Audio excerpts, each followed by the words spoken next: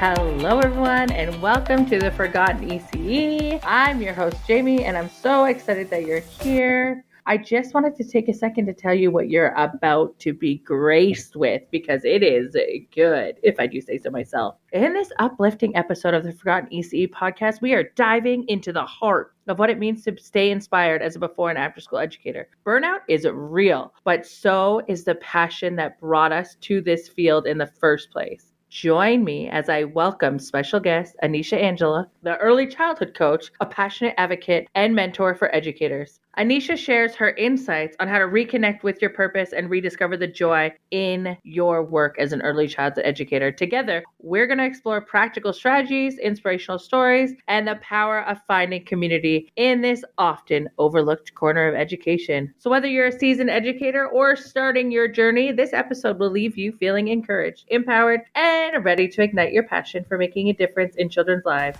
Stay tuned and let's rediscover your spark together.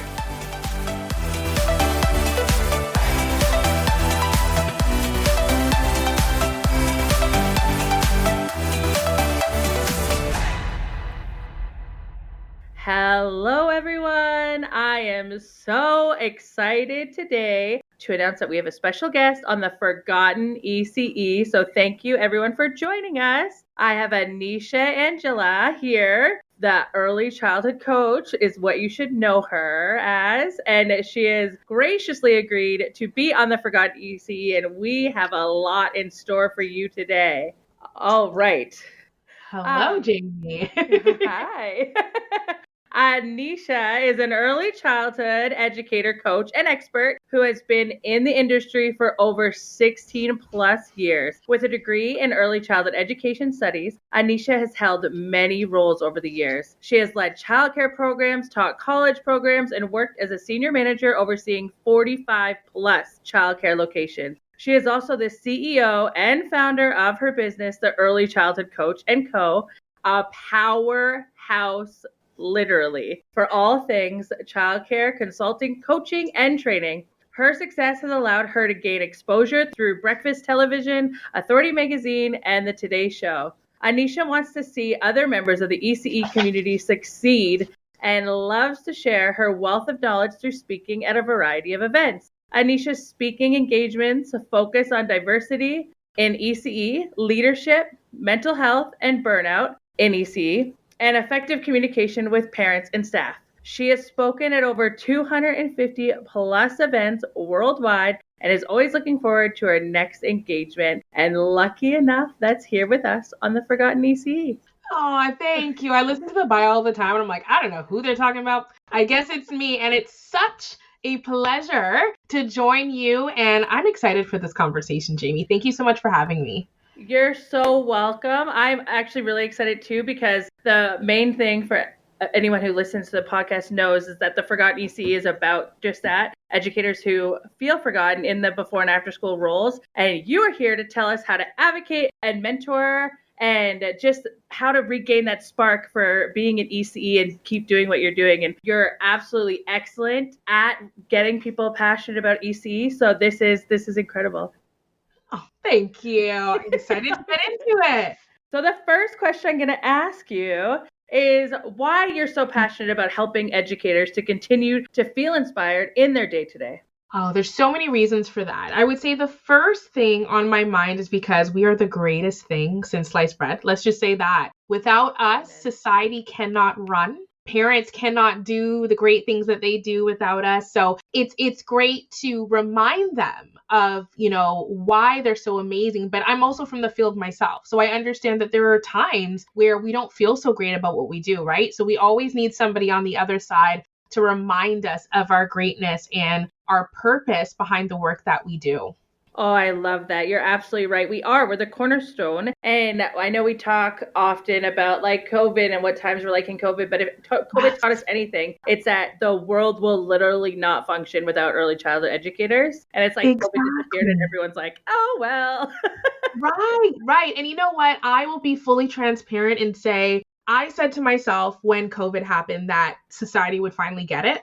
because they had to shut us down and then open everything back up. But of course, we're still in the game of still reminding them that we're not babysitters. So it is quite frustrating. And I can understand why a lot of educators would lose their spark to have to constantly advocate for themselves. So I completely understand that aspect. But I think looking at the bigger picture of our purpose and what we do, and the fact that we are literally setting the foundation of education for children. Before, when they go into big kid school or wherever they go after us, we're setting them up for success in the work that we do. So that's why I'm so passionate to be sure that they remember that in everything that they do.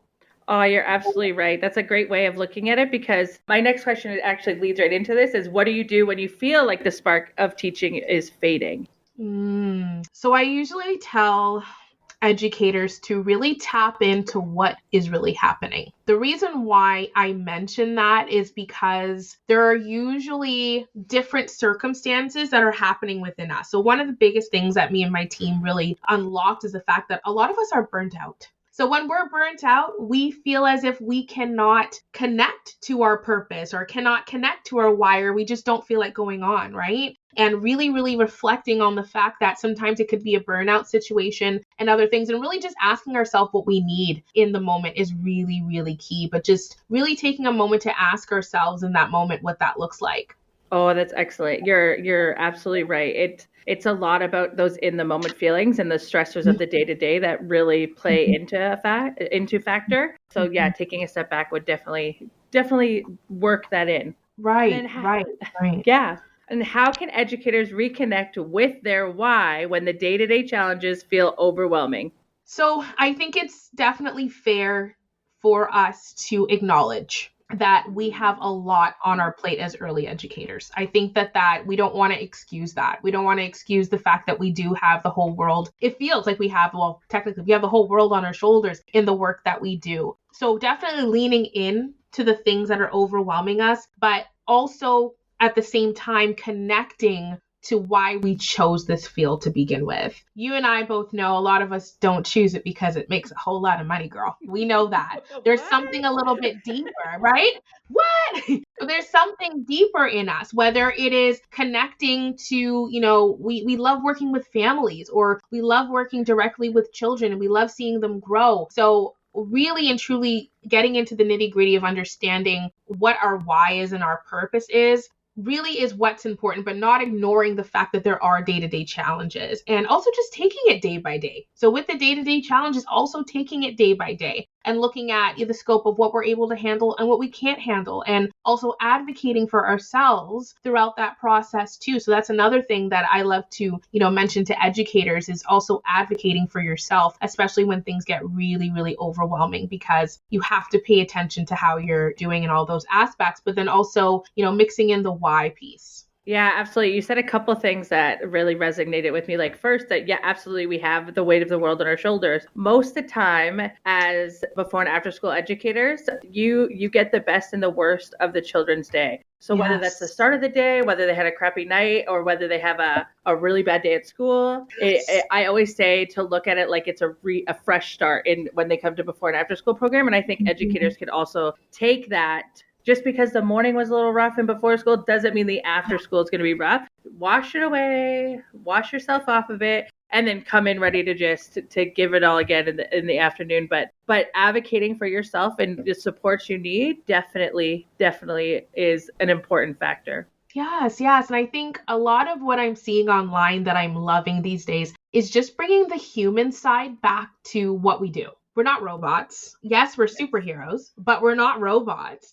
And just leaning into the fact that there will be challenges that will overwhelm us, and there will be stress, and there will be burnout, and taking care of ourselves, but reminding ourselves that we're human first before anything else is really, really key in this work. And, connecting with our why goes right along with it. Yeah, absolutely. And I like how you said we're not robots, because we feel a lot of the things too. Like some of the challenges that we face in every day is really how you feel about situations that are happening with the children, or what they're coming and telling you, or how, like I said, how their day is, if they're just not getting the whole school vibe, and then they come here, it's overwhelming. And then also just having to follow these rules all day, and then they come to after school and it's like, oh my gosh, I'm just so overwhelmed. And you feel that, like, educators take that on to their whole heart. So you're absolutely right. Yes. And giving us an opportunity to press pause. I think that's something we feel like we can't, and I can understand why a lot of us feel like we can't, but we do have the power to press pause, and whatever that looks like for you, whether that's taking your sick days, taking your vacation, taking whatever it is for you to take time away to restart, and that's okay. Yes, and I love that you said that too, because a lot of people feel they can't take those sick days, or that they shouldn't take a mental health day, or they shouldn't, couldn't, wouldn't. But it's okay to do that, and I'm happy that you're reiterating that. Yes, absolutely, absolutely. And then for those educators, how can they shift their perspective to focus on the joy in these times of their work rather than the stress? So that one's a tricky one, because I don't want educators to feel like they have to ignore the stress, because it's there. And in order to feel like ourselves, we have to address the stress and all that stuff. But I think shifting perspective is a great way to align that question. I think a lot of it has to be with taking our outlook on what we do out of a macro look into a micro look. So looking at the simple joys of our roles and going back into looking at that. So I spent a lot of time in the toddler room. We know that, going through the process of potty training can be tough. One day they got it, next day they don't got it. You know what I mean? And then there's a moment where they do have it, and you are cheering with them, they're cheering with you, and the parents are happy in all those aspects. Just going back into those smaller joys of our job, of our role and our profession is what's really, really important to shift the focus away from the stress, because the stress is always going to be there. And I think we should definitely address it and do what we have to do. But we have to go back into looking at those simple joys to make everything more enjoyable, but then also bring back purpose to what we do. Yeah, absolutely. And those small joys, I mean, it keeps me going for sure. Yes. Any of listeners, know, if you've listened a lot, that I run I run a supervisor. Sorry. Okay. I run a preschool during my full-time job, and I share my office is actually in the before and after school room. But like one of the children here has a really hard time at school, and what they and their teacher worked out is they get like stickers or 10 frames of check marks if they make better choices throughout the day than the alternative. And the last 2 days, this child has come running down the hall to tell me that they got 2 full 10 frames, and it's the best they've ever done. And it's those things that make me want to keep doing what I do. Yes. And just honing in on those moments. Honing in on those moments is what's really going to keep us going. And like I said, I think a lot of us get down the rabbit hole where we're looking at the long laundry list of things that we have to accomplish on a daily basis, all of the needs of everybody, and we really lose sight of those simple joys. You're absolutely right. And in educators that are losing sight of those simple joys, or worse, like facing that burnout, what strategies do you think can help our listeners build the resilience in the face of burnout? I think, so I'm going to take a very different approach to this question, and I have a very controversial look at it, and I don't think that educators should build resilience when it comes to burnout. They need to deal with the burnout. And the only way to really move to an area to feel like themselves again is addressing the burnout. And I think a lot of us, and including myself, think that we need to perform in early education. And that also includes ignoring what we're feeling, which includes burnout. And what happens is you keep burning out, and it comes to a point where you can't recover from it. So I think an outlook that educators should really look at is, how do you address the burnout so you don't have to build resilience against it? And, some of the things that I give in my workshops that I do in terms of burnout is I look at burnout in 3 stages. There's the prevention, and then there's the understanding, prevention, and recovery. A lot of the times when we have conversations about burnout is usually about the recovery, right? But we need to start having conversations around the understanding piece, which is understanding what's happening in our body, which a lot of us don't realize that we're burning out half the time when we're burning out, right? So the understanding of what burnout is, and then also the prevention. How can we prevent ourselves from burning out is really, really key. And then we'll have less conversations on the recovery piece, which connects with your question in terms of having to build a sense of resilience around burnout or in the face of burnout. We just need to address the burnout as it is. Oh, absolutely. And it's not just because we're addressing it doesn't mean it's normalized. It doesn't mean people should be getting to the point of feeling that burnout. It means that we should be working on strategies on how to take care of ourselves so we avoid the burnout, but also so that we can build each other up in that sense of supporting each other as a community, rather than letting each other get to that point or feel like it's a norm to burn out. Right, right. And one thing that normally pops up with educators when I talk about challenging burnout and going through the process is there's a weird feeling of guilt that we have when it comes to taking care of ourselves and addressing things when it comes to burnout. And I always use the example that we always hear online is when you're on the plane and they're doing their little flight attendant thing and they're telling you when that mask comes down, what's the first thing they tell you to do? They tell you to put your mask on first. So if you want to continue to do the great things that you're doing in this industry through your work, you have to take care of yourself. So that's for the individuals that listen to every time when I say, let's address burnout, let's do some self-care and all that stuff. And they're like, oh, I feel guilty, I can't do it. That's the outlook I have them. Like, if you want to continue to do the great work, we have to address the burnout. Oh, you're 100% right, and I love that you added that because it's true. You can't pour from an empty cup, so you can't yes. expect that you're giving the children the best that they deserve, or being an inspiring educator if you're feeling burnt out all the time and not taking care of yourself. Yes. And I actually shared this at the summit the other day about a perspective I had on TikTok Academy. You know, TikTok is now a university, right? Because we all learn from TikTok. There was something that somebody said the other day, and I thought it was so brilliant. And because you mentioned something about filling your cup. A lot of the times when we think about, the process of like self-care and getting better, we think about filling our cup so that we can pour into others. But I think an outlook that early educators need to step into is that what's in your cup that you're filling is actually for you. The overflow that's coming outside of your cup when you've done all of that work and you have extra to give, that's what we're giving to others. And I think that can be almost a remedy to help us challenge burnout, is looking at it in that mindset that we're always focused on having a full cup, but that full cup is for ourselves. And I think that's something I really wanted to share because I know that that's definitely a conversation I've seen before. Yeah, that's like a mouth dropping moment. I know people can't see it because I'm like, but you're so right. Like it's a podcast, Jamie. People can't see your face. Anyway, but it's true. That's absolutely right. Like the cup that is filled is for you. You're not filling your cup just to pour it out every day again. It's to fill it, to stay fulfilled. And then that overflow that you get from it. That's amazing. Now, Anisha, I know you as an amazing mentor and professional support, but what role does mentorship or professional support, in your opinion, play in staying inspired?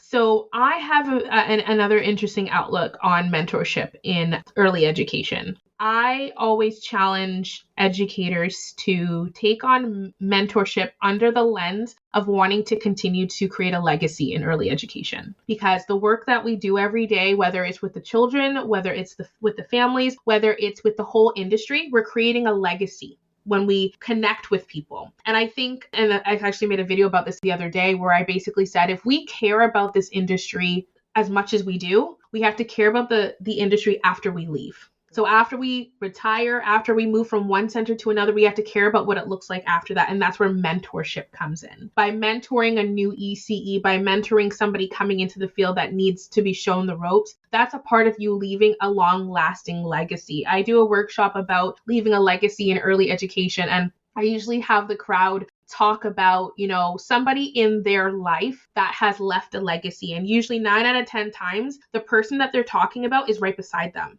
And the tears just flow from the person beside them because they never knew that person impacted them in that way. And I think if we create those moments where people can say such amazing things about us, that's powerful. And I think that's what really brings in the inspiration again for what we do. So taking a look at mentorship under the lens of it playing a part in you leaving a legacy in this field, that's what will make you inspired, I think. Oh yeah, like even as you spoke that whole spew, it's beautiful, and I don't, not to say that it's a spew. No. Your words, but your words, it is. It's like what we do for early childhood education is that we build the foundation for children to go on and do these amazing things, and without people to build that foundation, there will be not more amazing things that come from it. So if we're just leaving this field behind and saying, you know what, I'm done with it, I can't do this anymore, whatever, it doesn't matter who they train, they're not going to be as good as the people that were before us, and yada yada yada. Yes.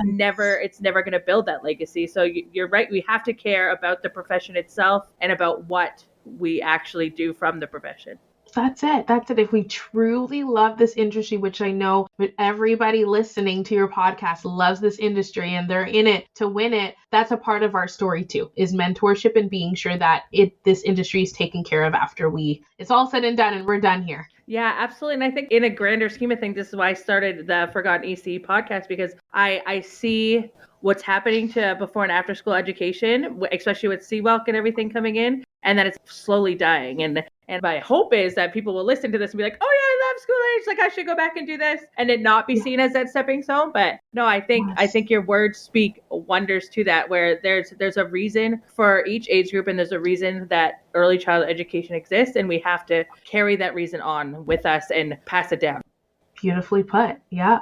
Oh, okay. I'm getting all the feels over here. You're so funny. So how can educators create space for play, creativity, and fun for themselves, not just their students, in order to rediscover this joy, to find this spark that they can not only leave for other people, but so that they themselves stay in the field? Well, I love this question because it allows space to have those things for us. Because a lot of the times when we think of the words playing, creativity, we're thinking about the children. But I think for us to be our best authentic selves and show up like, what's the lady from Magic School Bus, Miss Frizzle, put our Miss Frizzle on with lots of magic and inspiration. We have to be sure that we're doing that for ourselves as well. So I think a lot of the things that can be done is, for instance, like finding out what makes you the most creative. What are things that you can do in your personal life and your professional life that brings out the creative side of you? I think going back to the conversation about burnout, a lot of us are not feeling that spark anymore of play and creativity for the children because we're not addressing what's happening in ourselves. So another thing is addressing any issues and burnout in those aspects as well. But I think coming back to thinking of what sparks your joy, not just professionally, but personally, is a part of that too. Because when we feel fulfilled and we're happy and we're joyous, that's when those program plans don't become hard anymore. We get all the ideas start flowing, but you have to create space for yourself to have that. So I think that that's some of the things. Oh, yes, absolutely. And then when all that starts and you create space for it, it refuels your interest as well as the kids' interest. And that's how you get excited. Yes. And then it's easy to play and create. And you're absolutely right. Exactly. And children feed off of that. I think we also have to realize that as much as we want to turn on robot mode and cruise control and not address, taking care of ourselves and our growth and burnout, we feel like we're just making it work. With the children do feel when you're not yourself. And they see and they're attracted to people that are, in their creative zone and stuff like that. So if you're thinking you're doing a justice by ignoring it and not making a space for yourself, you're actually not. So might as well just do the work. Absolutely. Bring that authenticity to your programs. You're there because you're you. Yes, absolutely. Now I have a deep question to ask you. Sure. To end us off on a inspirational note, if you could go back and talk to yourself when you first started, what would you say to keep yourself inspired?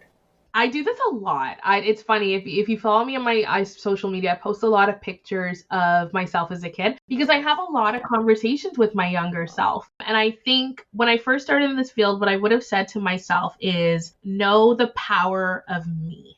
And that I am different. My mind is different. What I say is different. My experience is different. And that's what makes me unique. Because I found a big part of my journey and where I lost my joy and my spark is thinking that I have to fit the mold on what the regular, what the most professional ECE is doing, the most, creative ECE is doing, and finding myself lost and trying to make myself into that person. So I think one of the things I would have said to myself is there's power in you and what you have to offer, and just rock in that power because children will be happy with that. Parents will be happy with that. And it's just so much easier being yourself than trying to pretend to be something that you're not. So that would be something that I would say to myself. Oh, absolutely. And you're absolutely right. Like it's so much harder to try and spend your days being something that you're not when like you're already fabulous. Anyone listening to this is already fabulous because you're doing the work it takes to be an ECE and that you care so much. Exactly. And there's power in that. There's power in the uniqueness. And I think that's what makes our field so dynamic is that there's just so many different types of ECEs out there, all with different experiences and backgrounds and, ideas of things that bring us all together in this industry. And that's why this industry is so thriving because we all come together with this uniqueness. So it's never a pressure to have to, fit the mold. It's the individuality is what we need.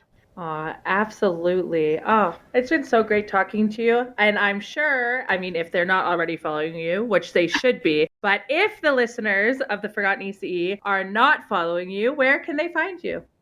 Oh, well, they can find me almost everywhere, I'll have to say. It's very tiring. You can find me on TikTok. So if you're on the TikTok, you can follow me on Anisha. I think it's anisha.co. And then on Instagram, Anisha Angella, if you put that in, you'll be able to get me, as well as I have a community called the ECC. So you can find the community on Instagram as well as Facebook. Amazing. And if you, and I'm shamelessly putting a plug in because your summit was amazing, and I think there's still time to get in on it if you want to purchase. How long did people have? Oh yes, I'm keeping it open. So it's up for purchase up until, I think we said, until end of summer. Oh my gosh. So you have, do it. Yes. Go right now if you're listening. And if you're listening to this before summer, go ahead. Because it's phenomenal. The one that sticks out the most was when all the amazing entrepreneurs of ECE were chatting. Yes. And like the conversations were so authentic and amazing. It's just the whole summit was phenomenal. Oh, awesome. Yep, definitely grab it. It'll be there for you guys. Thank you so much, Anisha. This really means a lot to me. And as someone who's followed you for a long time, it's an honor to have you on the Forgotten ECE. Oh, thank you so much. And keep doing the amazing work you're doing, Jamie, because the Forgotten ECE, it's such a powerful name, and a lot of ECEs, like you said, feel forgotten. So keep being the shining light for all of them. Thank you. All right, everyone. Thanks so much for listening to the Forgotten ECE. I'm your host, Jamie Wegler, and I'll see you next time.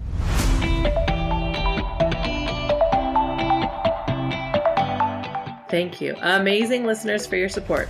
Don't forget to follow me on Instagram at MissJamie_RECE. Give a star rating and leave a review. Have something you want to hear about in relation to before and after school programs or full day summer camp? DM me or comment. Again, thank you so much and happy learning.